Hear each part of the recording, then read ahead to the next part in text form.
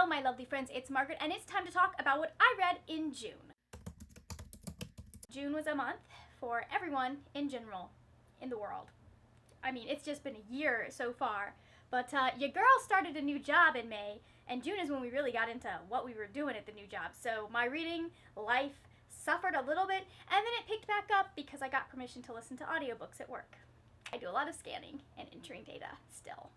Not as much as before, there are still phone calls to be made, but it's fine. Overall, June was a pretty good reading month for me. We had a great round of Vaultathon. I just had fun in June, even though I didn't read as many books as I maybe have read in May or April. Getting into these stats, in June I read 7 books. That comes to a total of 2,033 pages. For format, I read 4 audiobooks and 3 physical books. The age categories, I read 3 middle grade, 2 YA, and 2 adult. For genre, I read 3 nonfiction, 1 fantasy, 1 sci-fi, 1 historical fiction, and 1 contemporary. The rating breakdown was 1 5-star, 5 4-stars, and 1 3-star. I owned 5 of the books I read, and 2 came from the library. However, I enjoyed one of those library books so much that I did buy it, so my savings came to $25.99.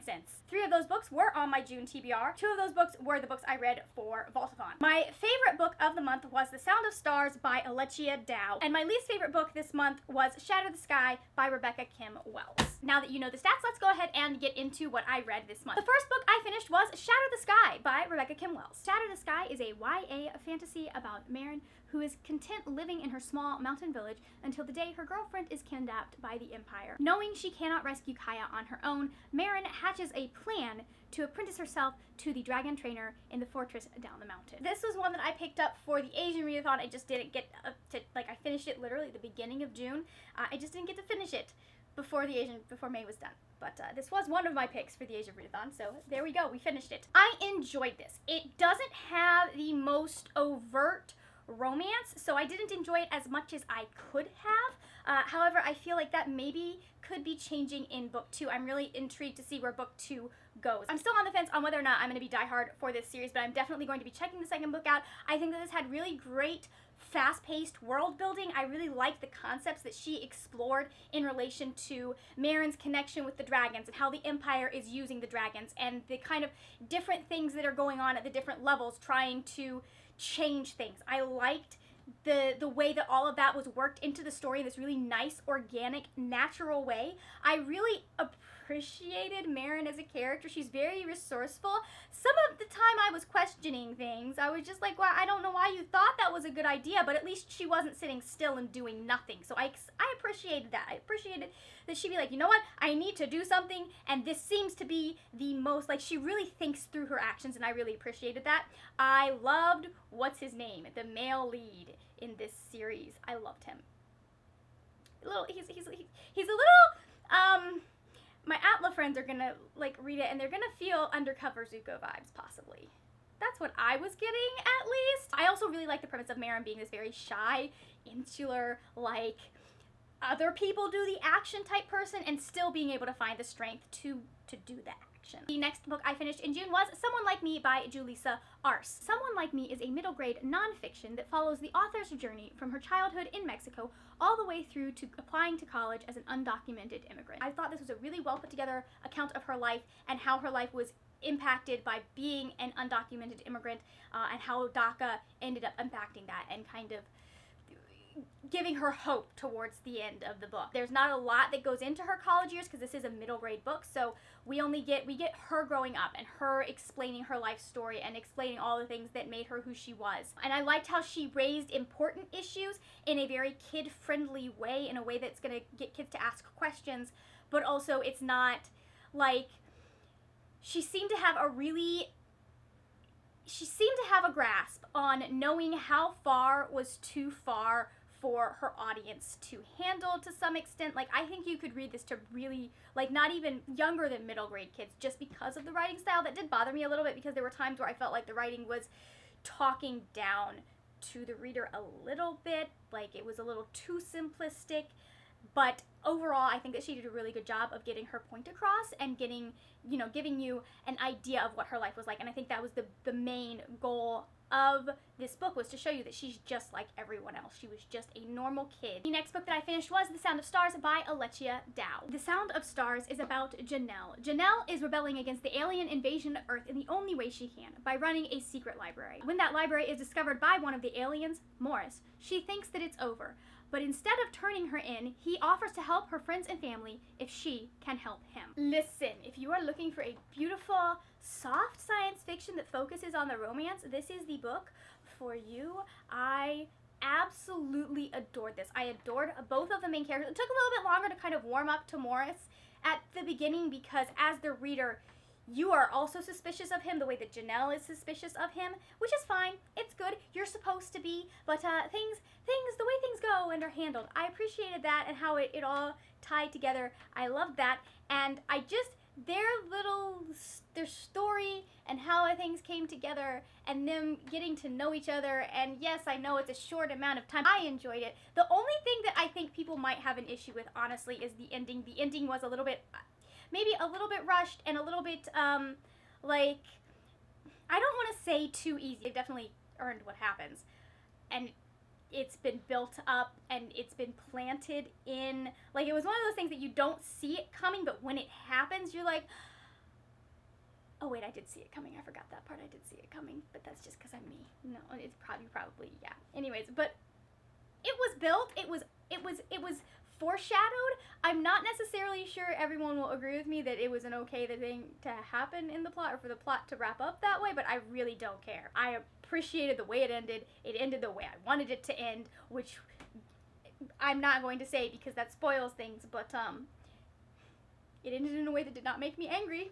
And there was a minute there where I was worried. I just adored them. I enjoyed it. I love the fact that it is a bookish girl and that books are used as a form of rebellion. Yes, I loved that aspect of the plot. The next book I finished in June was Esperanza Rising by Pam Munoz Ryan. Esperanza Rising is a middle-grade historical fiction about a young girl who grew up in an affluent family in Mexico. However, when her father dies, she and her mother find themselves in dire financial straits and have to flee to Mexico to build new lives. So this was a journey for me because I could not stand the main character at the beginning. She was so spoiled and stuck up, and I'm trying to remember that she's only 12 in this book, but at the same time I'm sitting there going, your parents don't have this same attitude. How did you get this way? Why did they not teach you to be a better person? It's a really mean thing to say to a 12-year-old. I know, but still, she's fictional. I don't care. She had such a great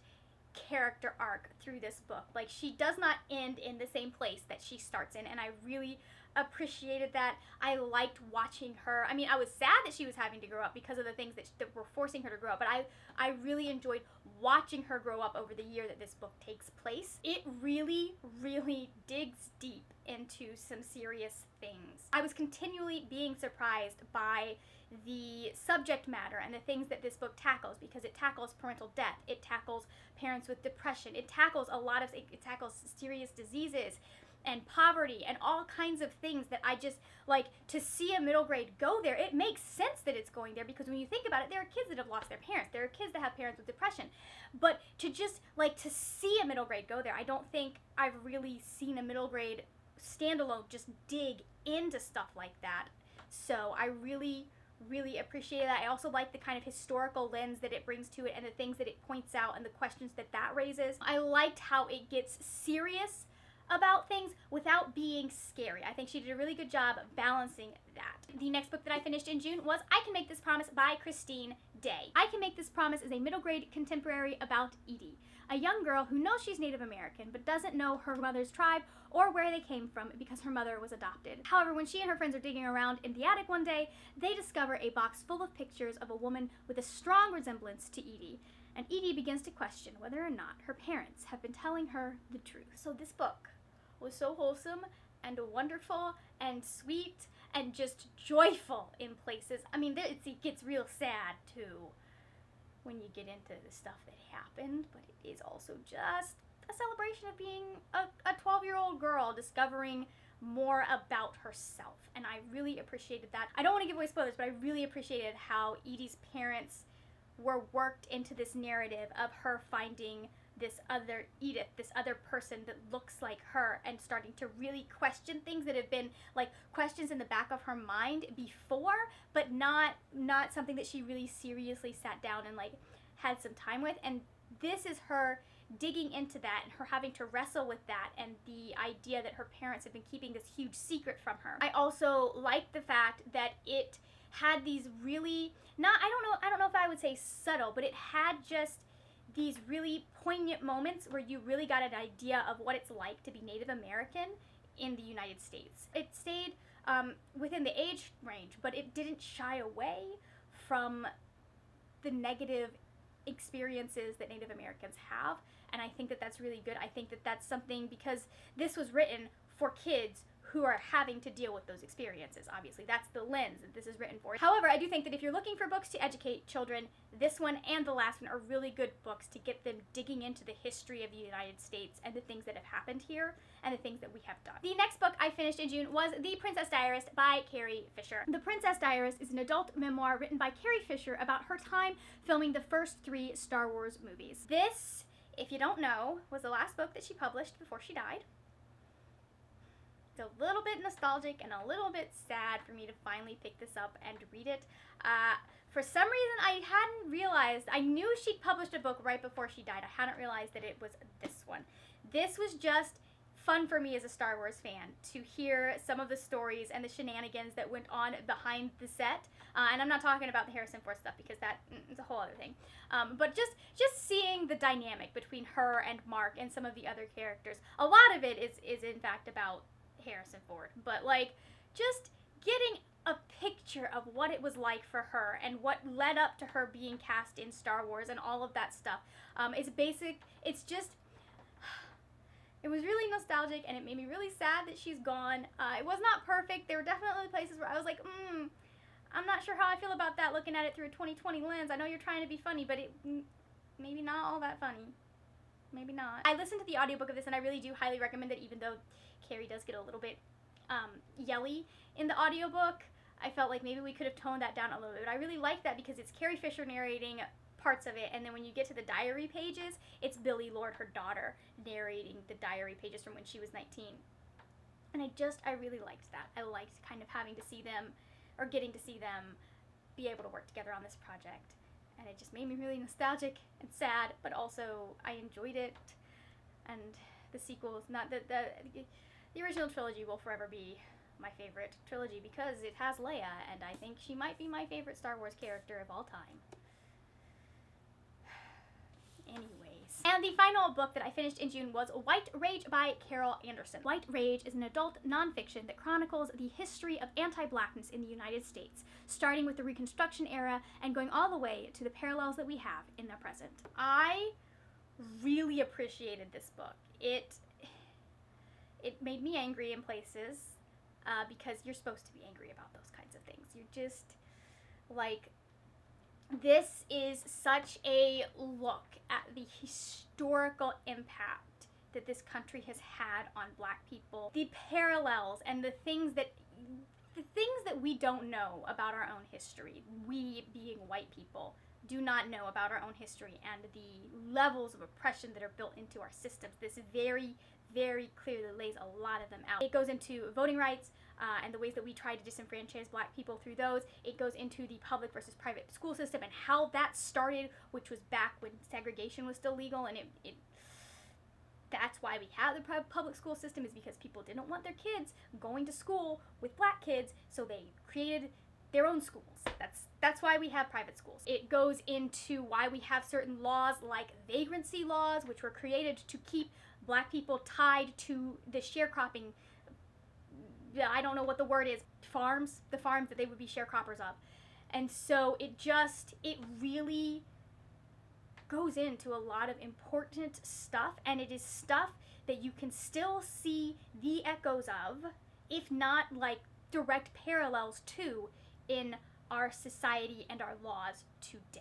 So I think that everyone who is white needs to read this book, and they need to read it with an open mind, because it's not easy to read, and you're going to see a lot of your heroes, you're going to be like, oh, these were terrible people, in fact, actually. And I should not should not think they are these great people. So these are all of the books that I read in the month of June. Let me know in the comments whether or not you've read any of these books. Also, did you participate in a Vaultathon this last round? Because I would love to know like what you read for that and what you thought. Talk to me in the comments. If you enjoyed this video, please give it a thumbs up. Also, I will have other videos over here. My Vaultathon vlog will in fact actually be there this time because I will have posted it by the time this goes up. That is it, my lovely friends. Happy reading, and I will see you later when we will talk about more wordy, nerdy things. Bye!